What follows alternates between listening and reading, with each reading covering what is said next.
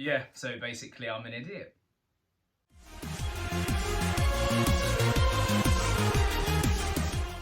Hello, good morning, good afternoon, good evening, whatever is appropriate for the time of day. Welcome to my new series. Yes, as you can see from the titles and the thumbnail of the video, I've decided what better way to prove how woefully unfit I am and how incredibly optimistic I am at times than by entering a marathon with 5 weeks preparation. The furthest I've run was actually today. I did an 8-mile run, which is about 13 kilometers, something like that. And that is not even a third of a marathon. 2.5 months ago, I could barely run 6 minutes without having to stop. And since then, I've lost 22 pounds. So this marathon, no bother, right? Well, usually people who train for a marathon will be doing so for a minimum 3 months. So with that in mind, I'm not planning to run the whole thing. No, what I'm going to do is take it as seriously as I can, run as far as I can in that, but I will take it completely seriously and make sure that I do indeed finish the marathon. So why a marathon? Well, I did complete the 2018 London Marathon, but I injured myself in a warm-up event about a month before. It was a 20-mile race, and so my knees and back were a little bit shot when it came to the actual event. So whilst I did complete the marathon, it was in time that I wasn't amazingly pleased with. I think it was about 5.5 hours, and I was aiming for about 4.5 maybe.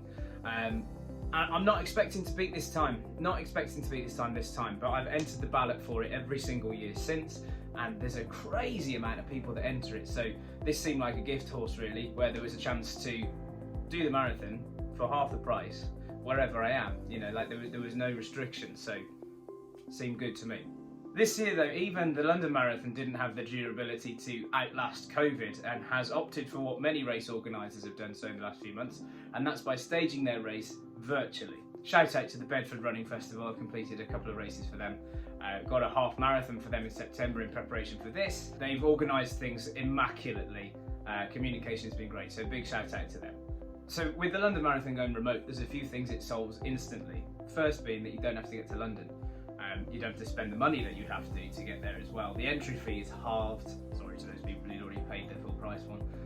But yeah, the entry fee is halved, and also when you finish the race, you're not completely stranded in the middle of thousands of people who just complete the marathon and have no idea where they're going. So you can just go home, put the kettle on, put your feet up, or at least attempt to put your feet up and crawl up the stairs, I don't know. But it does create a few problems in that as well, which is that there won't be any water stops, there won't be any shower stops, there's no Lucozade people, they are a thing, and there's no jelly babies thrown at you by children.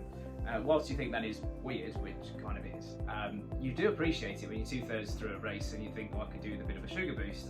Route planning will be more important than it ever has been before. With a normal race, whether it be 10k, half marathon, full marathon, you have marshals, the roads are clear, there's no pedestrians anywhere, they have to keep back behind the barriers.